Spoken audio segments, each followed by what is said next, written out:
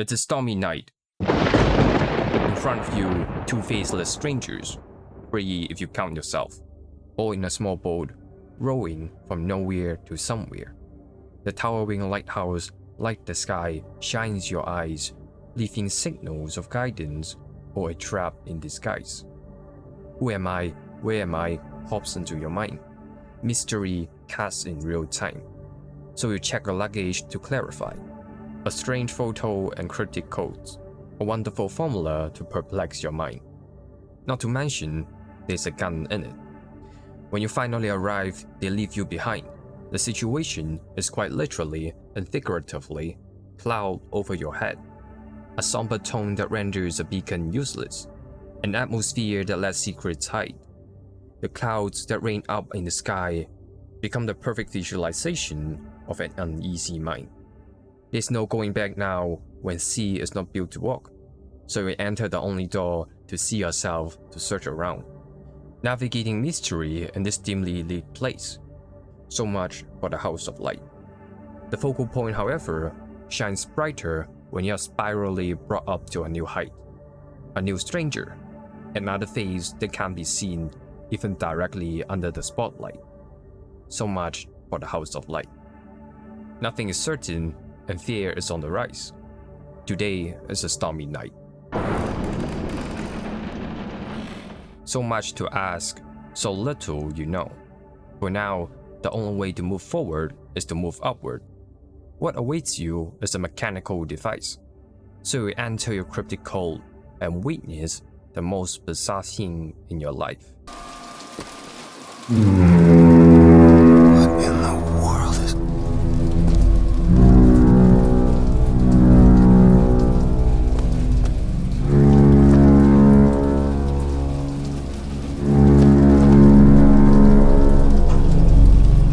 The cloud talks in a humming voice. The sky glows in a crimson light. It is as if some kind of eldritch horror, a cosmological being, bellows up in the sky. And when the fancy red chair pops up from the ground, you know the only way to face the horror is to do nothing but sit.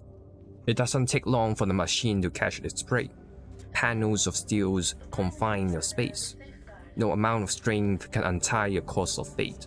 Like a slingshot ride, the target is set to sky high. The crackling noise, the shaky movement. I don't think any consent was given. Do you have acrophobia? Do you have claustrophobia? Now is the perfect time to test your symptoms.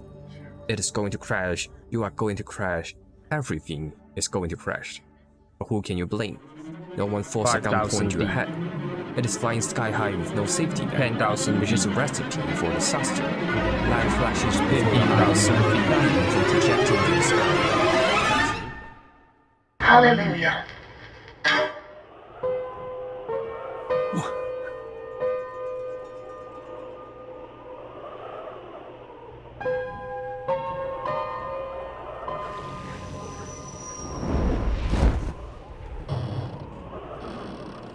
It's beautiful, isn't it?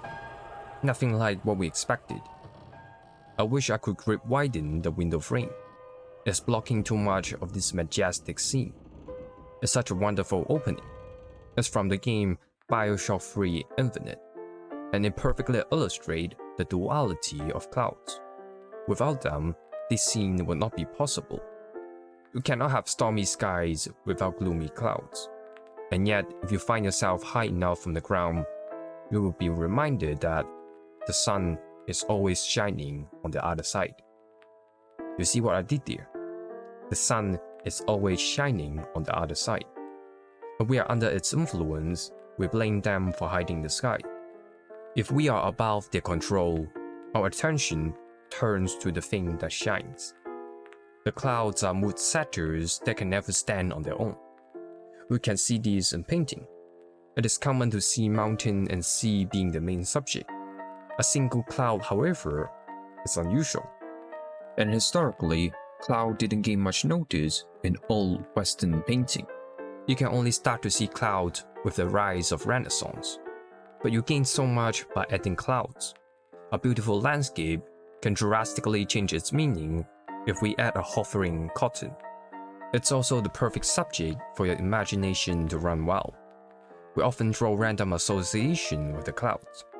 Nonetheless, it doesn't gain equal attention compared with stars, another part of nature where we also like to draw random association with. There are many myths and stories about stars. We like to impose our imaginations to their formless structure, but legends and stories about clouds are few and far between. Many of you probably remember Zeus being the god of thunder, but how many of you remember he also is the god of clouds? It has close contact with the divine being, but is always only close enough to touch their feet, a structure to stand on. Very much like what you see in BioShock 3. The clouds here represent humans' ingenuity in reaching its new height. Clouds are now caressing humanity instead of God's feet. These are the duality of clouds, being so upfront to block the sun just to be a background, a forgotten part of nature that people don't talk enough about. So let's talk about it now. The very first common misconceptions people have for the clouds is the idea that we need to strive hard to reach them, a stereotypical habit to link the clouds with the sky. But very so often, our fluffy friend stays low to the ground. A stratus cloud is often what we call fog or mist. The fact that it stays on the ground gives us an opportunity to have a number of creative usages. In some old games, like the Elder Scrolls 3, the mist is being used as an excuse for bad graphics. The technology at that time simply did not have the graphics to create great draw distance. It is a clever use of nature to hide the ugliness of virtual world. But when we step out of the virtual world, an inverse happened. In 2002, an art project was installed. It's called the Blur Building. It was a 300-foot wide, 200-foot deep, 70-foot high, lightweight, 10-gritty structure. The concept is simple. The building is being blurred by atomized water. It is an art piece that tries to inform us our never-ending desire for high-definition display has created a consumer culture that measures satisfaction in pixel per inch. Good resolutions equals good products. But is that really true? Quote, blurring is often associated with error. A malfunctioning camera produces a blur image. Blur vision is considered a visual impairment. There are, however, positive ways to think about blur. Motion blur was a technique used by the futurist photographers who sought to express physical movement in space. Blurring is a standard feature in image editing software. Camera lenses in Japan are rated according to blur coherence. It is a statement that I think more and more people have come to realize, especially gamers. Gamers have been pushing the boundary of realistic graphics for years, but the changes for each new-gen console becomes more and more minuscule. Stylish design becomes more important than just looking good. In this way, blur building is going against realist art. In retrospect, of course, clouds will be used to achieve this goal.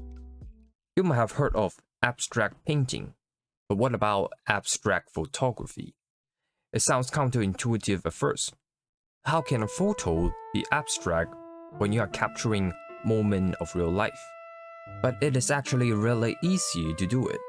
You just have to take your camera and capture the clouds. This is what the photographer Alfred Stieglitz did.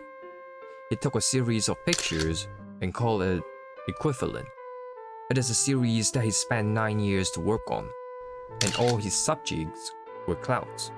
The abstract shapes of clouds can induce abstract emotions for the viewers. The photos become non-representational and non-figurative because clouds have no concrete form. The natural features of clouds gave birth to a new movement that goes against realism. Now, let me take a step back and go back to the usage of blur. I think another great way to utilize a blurry background is by putting it in horror media. The fog and mist serve as a natural barrier to hide your fear. Somewhere something is lurking in front of you. The most famous usage of this is probably the series Silent Hill. Just like some other old games, the fog is just a tool to hide the technical limitation. But because the Silent Hill is a horror game, it suddenly doesn't just make sense from a visual perspective. It also makes sense thematically. The cloud of terror embraces your body, forcing shiver down your spine by sapping away your warmth with its moisture. The fog symbolically can also mean the blocking of hope. The low resolutions of your vision implies your outlook for the future is uncertain. And the thing with hope is that no one knows when will it arrive. Just like the last scene from the movie The Mist. Clouded with unforeseeable surroundings and the roaming monsters, the father chooses to end the family life as a way out. But when everything is done and settled, hope arrives. Suddenly, what you previously thought as unsurmountable becomes so little. I especially like the part where the father sees the soldier using flamethrowers to burn the monsters. This displays the sharp contrast between fire and water.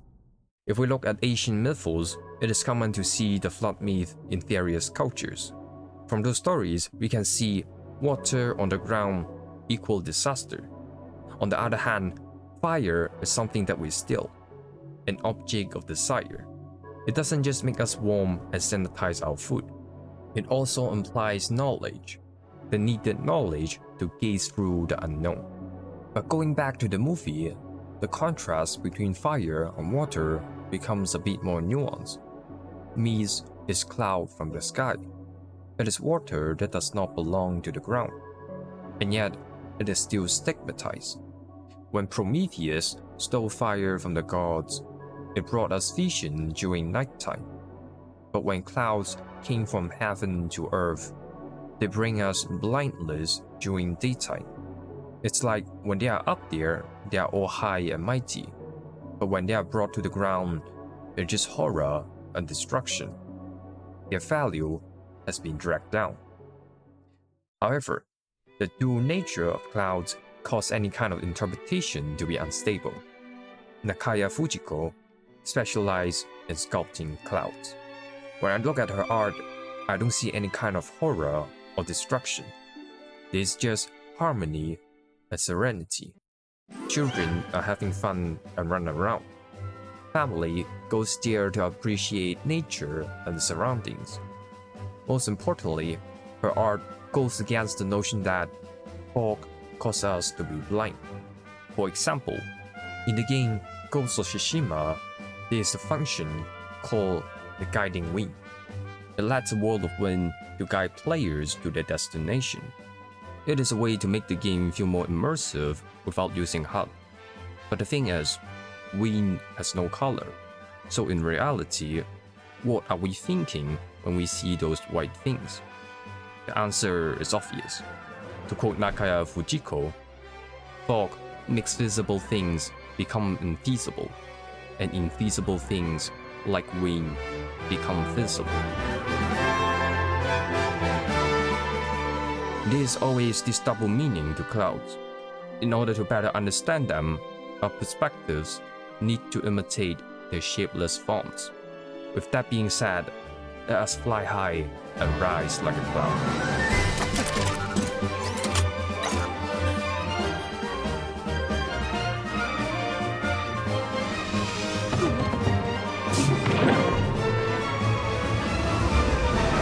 If we are talking about clouds, then Tears of Kingdom is a game that we cannot miss. With the most iconic opening scene from Breath of the Wild is when Link embraces the land. Then, the most iconic opening scene for the sequel, Tears of Kingdom, is when Link encounters the sky. It is a striking technical showcase to show what the Switch can do when it is fully optimized. But before we dive into the clouds, of Tears of the Kingdom, let me first talk about the true, real opening. The true opening starts with Link and Zelda walking down into a cave. It might not be as visually striking as diving down to the sky, but this one catching point.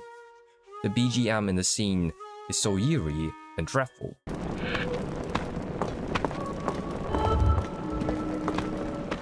There's this underlying tone of bizarreness before you see the harmony of the sky. It's like something is haunting. It brings me back to the opening of BioShock, when I say the clouds are speaking to us with an eerie voice, like some form of higher being. So, what if I told you in real life the clouds are making noise? The Quebecois artist and researcher Nicolasreeves has displayed the sound of clouds as his art project for years. He called his device Cloud Hop. He has done so by using a laser system to collect their sound. It is hard to believe you can listen to clouds by shooting a laser into the sky, which is why it created a fun and yet dumbfounded incident in the past. A journalist from Quebec thought he actually put a tape recorder in the device to make sound, so he tried to look into the machine. Reeves then grabbed onto him, saying, "Hey, don't look at that, you will go blind." And the journalist replied, "Ah, that's where you hide the tape recorder." He had to reiterate that, "Look into it, and tomorrow we will be doing the headlines in all the newspapers, because you will end up blind." Quite an incident, I would say. With all that being said, what does a cloud sound like? Well, it has the same vibe as the opening of Tears of the Kingdom. What you are hearing now is the sound that cloud makes when it rains. It sounds like it is weeping, crying with sorrow. And how fitting it is to link this to Tears of the Kingdom. The action of crying is literally in the title. And there's this part in the story where you need to go to a place called Thunder Island. It is an island which is clouded with storms and high in the sky.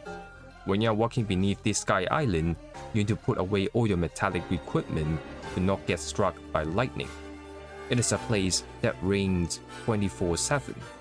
It reminds me of the real-life location, Lake Maracaibo. It's a unique place on Earth because lightning occurs for 140 to 160 nights a year, 9 hours per day. It is a phenomenon that garners its own name, Catatumble lightning. Here we can see nature outburst its own power. The Sky Island, however, is akin to sadness more than anything, even it is equally powerful.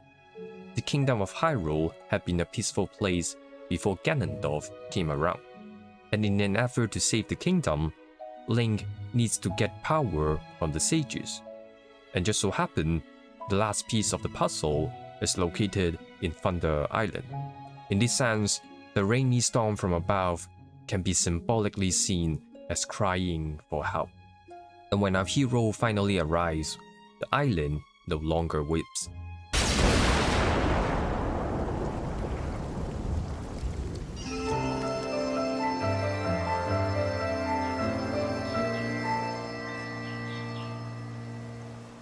Even though the Tears of the Kingdom has a sad story behind, one should not forget the tears of joy it also brings to the players. It is still fundamentally a game about exploring and adventure. The most notable cloud that set up this adventurous mood comes from the Wind Temple.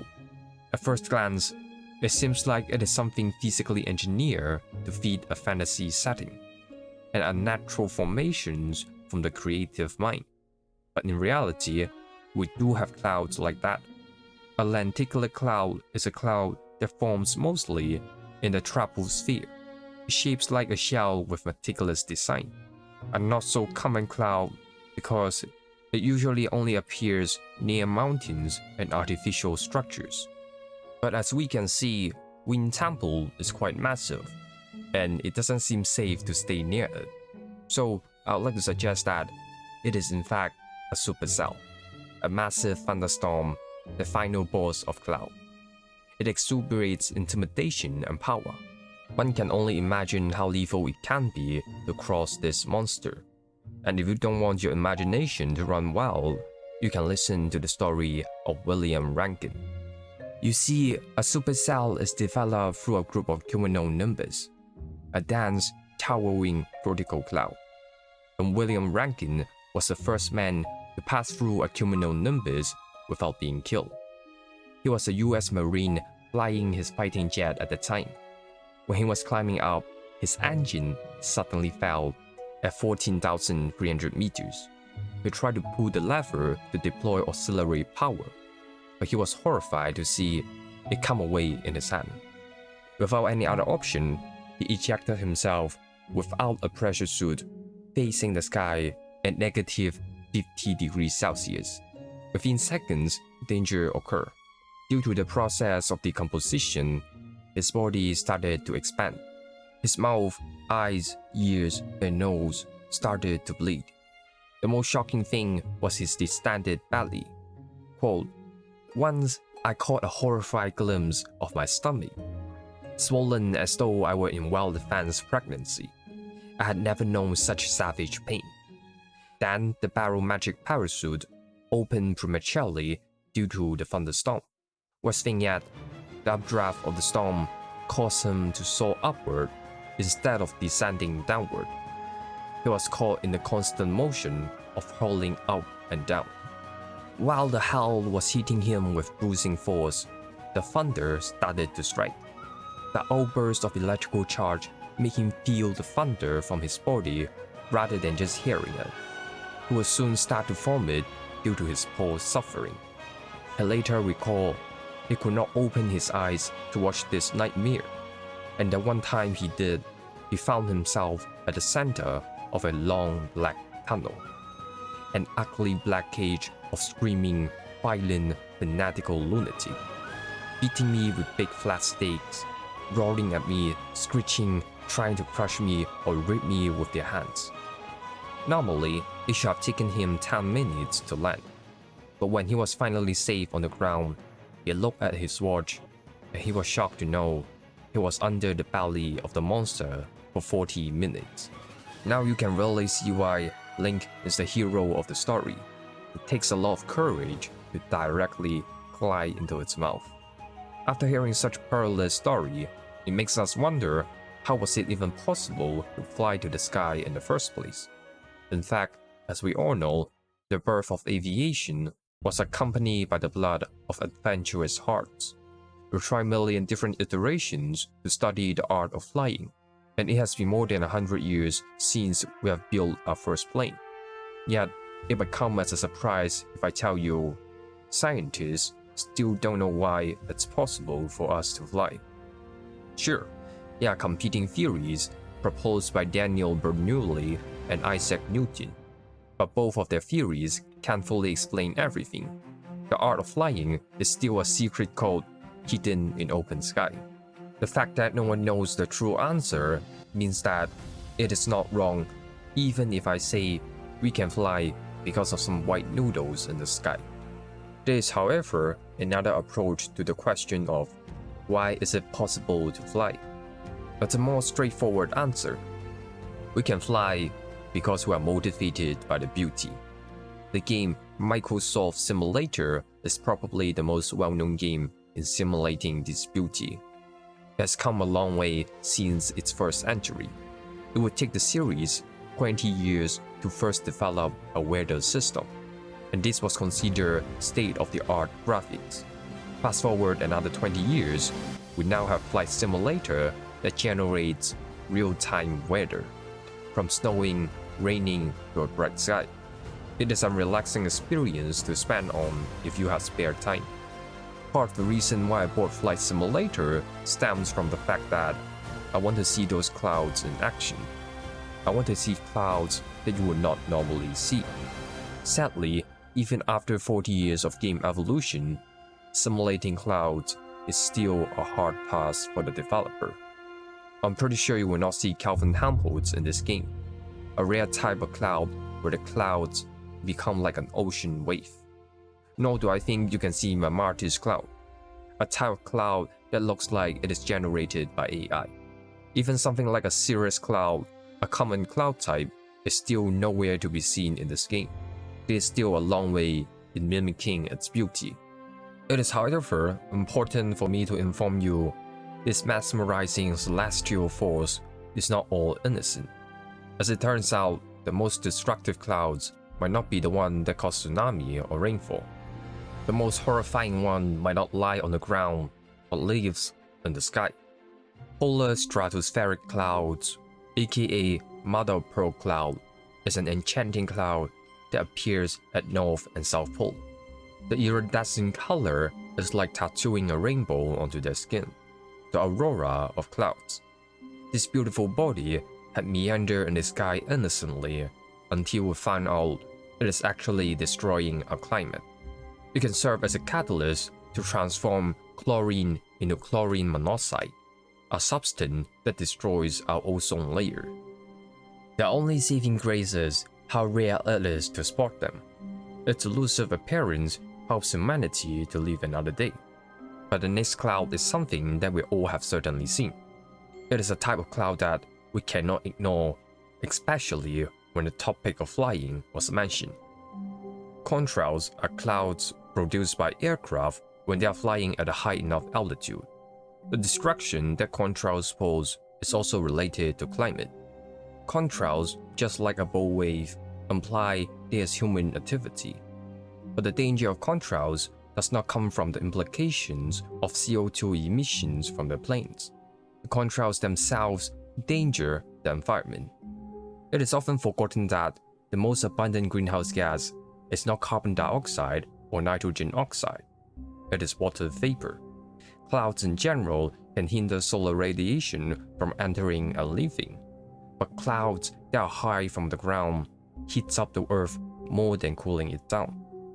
What's more, contrail can act as a catalyst to allow more cloud formations to form from high above. Ironically though, the newer faster plane is supposedly more environmentally friendly due to less combustion. But these new types of planes create more contrails than the old ones. Experts had discussed the possibility for finding the perfect ceiling for flying, the altitude at which contrails can't be formed. This solution, however, will create an increase in carbon emission by 4%, and this 4% is considered the lesser of two evils. We might still not have a solution for flying without clouds, but have you heard of flying because of cloud? Toward the end, let me talk about something less concerning. In the upcoming late September to early November, if you are free, you can go to a place called Bucker Town. It is a small town in Australia with a population of less than 1,000. It is an extremely inconvenient place to go to, but it is also exotic because of that. In that town, you have the highest chance to witness the most interesting looking cloud. The morning glory cloud is a rare cloud that can span up to 960 kilometers, almost the size of UK. It can move 55 kilometers per hour, close to the running speed of Coyote. It is also the type of cloud that extreme sport lovers like to surf on. Morning glory can provide great rising air for various tricks. It provides opportunity to break speed record. The best thing is a rolling wave of the cloud. It shows the glider the atmosphere movement. Flying is then turned possible by showing the invisible visible. I guess the white noodles in the sky do make you fly. There are honestly many more things I can cram into this video, like how cloud can reflect light to form the special phenomenon called broken spectre. I can also mention the controversial idea from the Chinese chemist Su Zhonghao. He claims that you can predict earthquake with clouds, but this would make the video too long. And since I have started this video with a man who starts from the sea and ends in the sky, I will end this video with another story that starts from the sea and ends in the sky. One Piece is a story about Luffy and his friends who who sail on the ocean to be pirates. But in a particular arc, a giant stream surges up to the sky and brings Luffy and his ship with it. The upright vertical motion almost caused the ship to fall. In order to combat this situation, they lower the mainsail and start to fly in the sky. They did the impossible and landed on the clouds.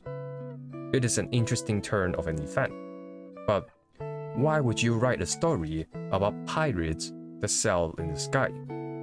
Can you even call yourself a pirate if you don't touch the wetness of the sea? Well, of course they can. The most magical thing about clouds is the fact that they are water that can fly in the sky.